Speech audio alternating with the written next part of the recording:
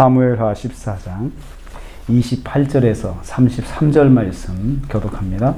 오늘 말씀은 압살롬이 다윗 왕을 만나기 위해서 요압의 보리밭에 불을 지르는 것을 내용으로 하고 있습니다. 압살롬이 요압에게 사람을 보냈다고 했습니다. 2번이나 보냈습니다. 2년 동안 압살롬은 예루살렘으로 돌아왔지만 왕궁이 아닌 사가에 머물면서 다윗 왕을 만날 수 없었습니다.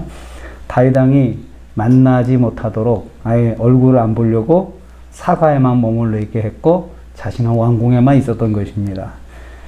이에 압살롬이 다윗을 만나기 위해서 요압을 이제 다시 이용하려고 요압을 보내려고 했습니다. 그런데 요압도 압살롬을 만나주지 않는 거예요. 사람을 보냈는데 이 핑계 저 핑계 대고 이제 안 온 거겠죠. 그러니까 2번이나 오지 않았다고 성경에 이렇게 말하고 있습니다.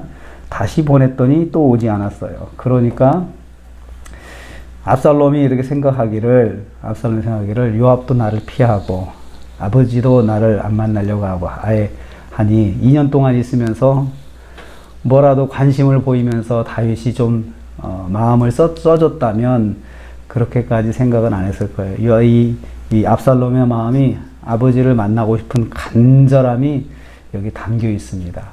그래서 사람을 보내서 나 좀 만나주세요 라는 메시지를 자꾸 전하려고 하는데 안 통하는 거예요.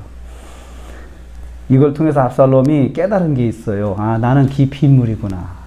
나는 아버지도 만나주지 않고 또 주변 사람들조차도 자기를 찾아오지 않고 자기가 일부러 만나려고 해도 주변 사람들이 이렇게 만나오지 않으니 나는 기피 인물이 되었구나 이렇게 생각을 했을 것입니다. 그럼에도 불구하고 압살롬이 요압을 아버지한테 보내기 위해서 더 힘을 씁니다. 압살롬이 종들을 보내서 요압의 보리밭에 불을 질렀다 했습니다. 가서 불을 지르라. 그러니까 자기가 한 행동인 것을 아예 드러내놓고 이제 하는 것이에요. 요압이 알도록.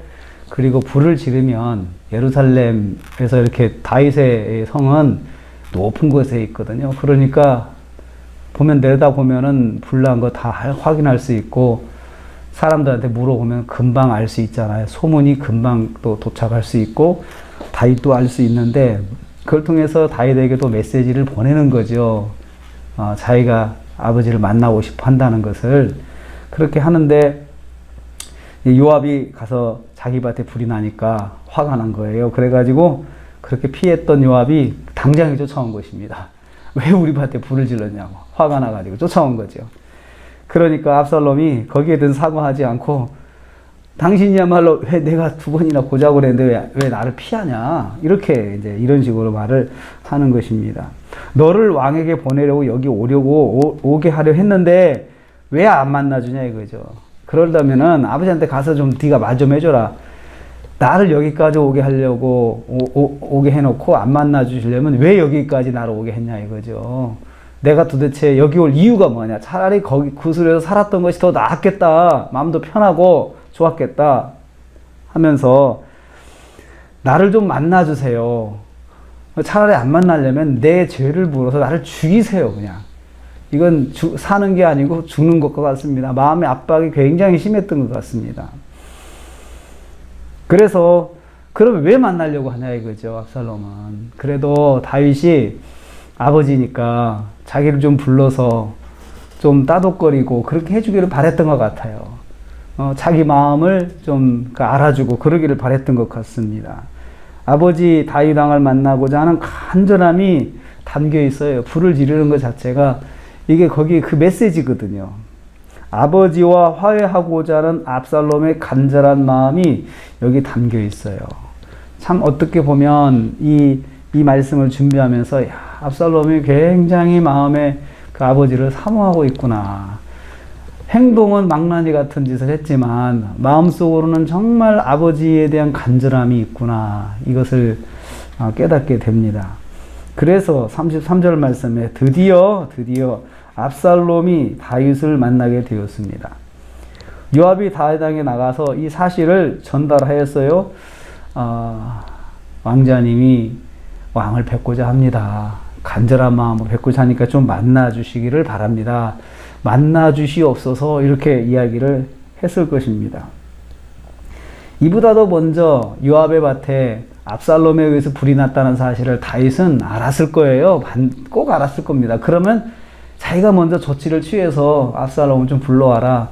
자기 신하의 재산에 손실이 있으니까 미안하기도 하고 내가 빨리 얘를 만나야 되겠구나 라는 생각을 하고 조치를 취해야 되는데 그냥 가만히 있는 거예요. 다윗은 가만히. 그냥 요압이 들어와서 좀 만나주세요 라고 구하니까 마지못해 만나 주었습니다. 압살롬이 드디어 2년 만에 아버지 다윗을 만나게 되었습니다. 그런데 거기까지 그뿐이에요. 만나는 것뿐이에요. 그 다음 조치가 없는 거예요. 요압을 단독으로 만나가지고 어떻게 지냈냐 그러면서 사실 내 마음은 이랬다. 네가 이제라도 마음을 바로먹고 이렇게 했으면 좋겠다. 좋은 왕자가 되었으면 좋겠다. 이렇게 하면서 좀 이야기를 해줬으면 참 좋았을 것인데 그 다음 성경을 보면 요압이 바로 반란을 꿈꿉니다. 그러니까 만나고 나서 아무 조치를 안 한 거예요. 그냥 만나기만 한 거고 그 다음에는 그 아들에 대해서 뭐 기대하는 바도 없고 그냥 놔둬버리고 방치해버리고 그렇게 한 거죠. 이때 다윗이 압살롬과 마음 깊은 대화를 하였다면 압살롬은 좋은 아들이 되고자 노력했을 것입니다. 다윗은 그 기회를 또 놓쳤습니다. 아들을 좀 다시 살려놓을, 다시 회복시킬 기회가 있었는데 그것은 아버지는 달려있는 거예요. 아버지가 좀 꿈을 주고 용기를 주면서 좀 잘해보자 라고 이야기만 해줬어도 그리고 같이 식사도 하면서 때때마다 밥을 같이 먹으면서 그렇게 했다면 얼마나 좋았을까요? 근데 마음에 이제 미운 감정이 남아있기 때문에 다윗이 그게 더 강한 것 같아요. 미운 감정이. 그 아들을 그렇게 참 사모하는 마음, 아들에 대한 그 마음도 있었지만 미운 감정이 이걸 넘어서지 못하는 거예요. 그럴 때 정말 내가 하나님 앞에 기도하면서 이걸 어떻게 해야 됩니까? 이렇게 물어봤다면 어땠을까라는 생각이 듭니다. 기회를 살리지 못하면 더 큰 재난을 키우게 되는 것입니다. 이 뒤로 압살롬이 이제 반역을 구체적으로 계획하게 돼요. 그러니까 만나자마자 그랬던 것이 아니고 만나고 나서 그 뒤에 아무런 일이 없고 이제 압살롬이 똑같이 소외받고 살고 사람들이 자기를 기피하고 이런 분위기가 지속되니까 압살롬이 생각을 달리하는 거죠. 오늘 우리가 하루를 지내면서 어떻게 보면 하나님께서 우리한테도 기회를 주고 어떤 결정을 위해서 뭔가 환경을 만들어 줄 때가 있거든요. 그럴 때 내 감정보다도 하나님 뜻이 무엇인지 이렇게 물어보면서 이 감정을 넘어가면 하나님 주신 기회를 살리는 것입니다. 그런데 그것을 못하면 다윗처럼 다윗이 인간적으로 보면 이해는 가요. 그럴 수 있어요. 얼마나 마음에 섭섭함도 크겠어요. 아들이라고 하는 마음도 있지만 섭섭함이 크니까 그걸 넘어가지 못해서 그냥 마지못해 만나고 나서도 방치해버리고 그냥 해서 이 아들이 오히려 악한 감정을 더 키우게 되는, 그리고 아버지의 마음을 다시 한번 확인해가지고 내가 이렇게 하면 죽을 것이다, 내가 이러다간 죽지라는 생각을 하게 됐는데 하나님께서 주신 기회예요. 우리도 그 주신 기회에 관계를 회복한다든지 또 하나님 말씀으로 주시는 그런 그 메시지에 순종해서 오늘 하루도 우리가 말씀 안에 승리하시는 저 여러분 되시기를 주님의 이름으로 축복합니다. 하나님 감사합니다.